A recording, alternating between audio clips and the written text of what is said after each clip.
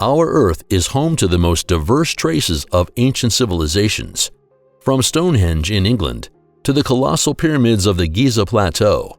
These silent witnesses give us a glimpse of days long past. But what if you were told that a rather unknown structure was lying dormant in Africa, one that effortlessly eclipsed all others in terms of size and age? What is it really about? The gigantic statue that towers hundreds of meters in the air and is said to have been created 12,000 years ago. Who created it? How was it built? And what purpose did it serve? Let's dive into the exciting world of the Lady of Mali together and get to the bottom of this controversial topic. But before we get started, do you know any controversial discoveries that continue to cause researchers major headaches? Feel free to give us a thumbs up and a subscription and write it in the comments. The most interesting and exciting comments will be marked with a heart and pinned to the top. Lady of Mali. Italian geologist Angelo Pittoni attracted attention during his professional life with some controversial finds. Born in 1924 and deceased in 2009, the researcher tracked down several artifacts and structures that are very different to place in a plausible context. As mentioned at the outset, these include a giant statue located in northern Guinea. This stone something is officially classified as part of a natural mountain range and rises a proud 1,573 meters into the air. But when Pittoni saw the giant in the landscape, it was immediately clear to him that it could be by no means an object formed solely by nature. And indeed, if we take a closer look at the front part of the mountain, we recognize a structure that clearly reminds us of a woman. So can it be that people purposely worked the rock to give it a new shape? As if this question weren't exciting enough, Pittoni came to another groundbreaking conclusion during his investigation. The statue is estimated to be 12,000 years old. But how is this even possible? What people could have been capable of such an ambitious undertaking so long ago? Christened the Lady of Mali, Pittoni's discovery would immediately spark a fierce debate among archaeologists. Most experts, for example, suspect that the Italian's assessment is simply wrong. In detail, Pittoni had become the victim of a sensory illusion, commonly known as pareidolia. This is the phenomenon of recognizing familiar patterns and faces in abstract things. Let's just think of the various shapes or animals we see in the passing clouds. The stone head in the Peruvian Marcahuasi Plateau is in a similar vein to the Lady of Mali. But is the supposed statue in Africa really just the result of our brain trying to assign and diffuse perceptual images to a known context? Or are we ultimately dealing with the monumental masterpiece of a lost civilization? What do you think? Feel free to write us your thoughts about the Lady of Mali in the comments below. SKYSTONES. Those who believe in the statue theory sometimes spin the idea even a bit further.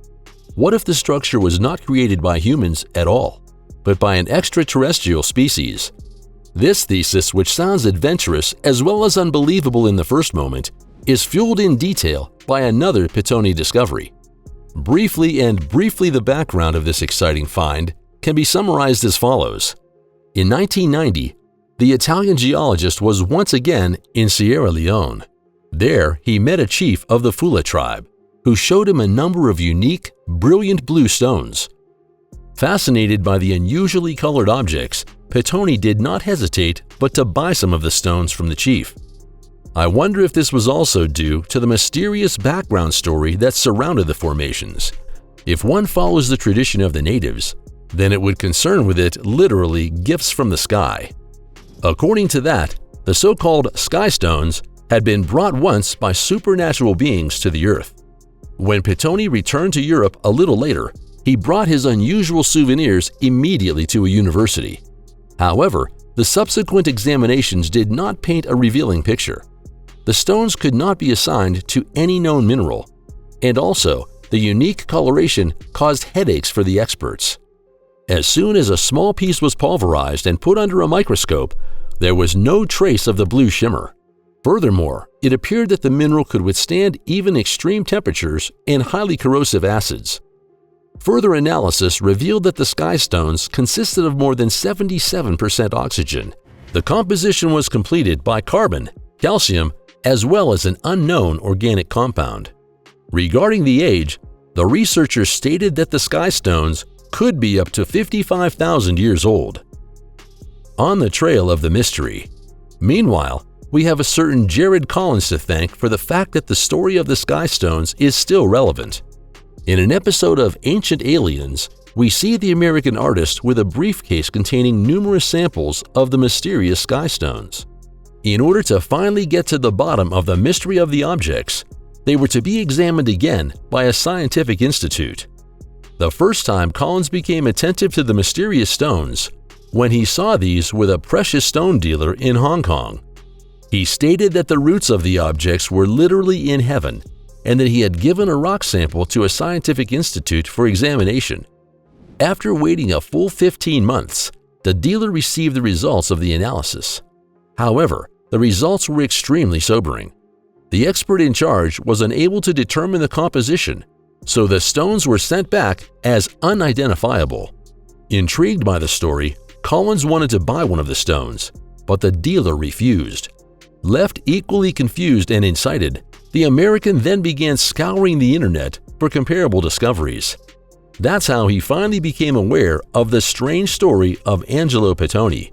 From then on, Collins had only one goal: to get his hands on one of these mysterious SKYSTONEs and finally uncover its true background.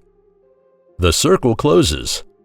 And as luck would have it, a sample was on display at the Mystery Park in Interlaken, Switzerland. There were also some bizarre statues there, the so-called Nemoli, which are also suspected of representing unknown celestial beings. But to the chagrin of the American tracker, the museum was unwilling to part with a stone sample. Thinking he had reached a dead end, Collins decided to ask the Hong Kong gem dealer one more time. Fortunately, his attitude had changed in the meantime. In fact, Collins received a rock sample in the mail, together with a letter that explained the history of the find in much more detail than before. The dealer had once received the objects from an Italian salesperson who worked in India. He in turn had received the objects from a certain Angelo Pettoni. Collins then contacted the Italian directly, who wrote him the following: "The piece of skystone now in your possession was discovered by a geologist and adventurer named Angelo Pettoni when he was in Sierra Leone. There, the indigenous people believe that diamonds are stars that have fallen from the sky. One day Pettoni joked with them, but if stars fell from the sky, then the sky itself must have fallen. Their unexpected reply was, yes, and we know where it fell." A shaman then took Pettoni to a place where some pieces of the blue material were lying on the ground. He began digging up the earth and found more than 200 kilograms of it. However, the material did not have a natural shape, but presented itself in the form of a pyramid. I was later shown photocopies of a report indicating that the material could not be identified. Other questions. Collins undoubtedly found the story fascinating, but it was time to get to the real proof he craved.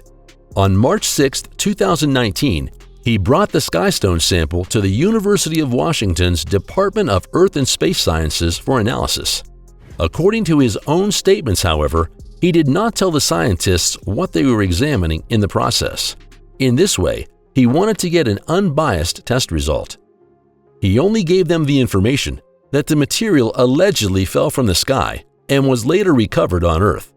And indeed, the experts concluded that the samples differed in composition from all terrestrial rocks. Consequently, it is reasonable to conclude that they are indeed objects from outer space. The thesis of the Italian gemstone dealer, who suspects that the skystones originate from the star Sirius B, is not confirmed. Thereby, so far no scientist was able to unambiguously uncover the origin or the mechanism of origin of the material. And although it cannot be proven that the skystones were brought to Earth by aliens, this story shows us that the legends of the African tribe may ultimately have a kernel of truth. So guys, and now we are curious about your opinion. What are your theories about the mysterious skystones? Do you believe that the objects are really from outer space, and possibly even brought to Earth by extraterrestrials? As always, drop us your thoughts, suggestions, and feedback on today's video in the comments below. Don't forget to leave us a like and a subscription to stay up to date from now on. And with that, thanks for watching. Take care and see you next time.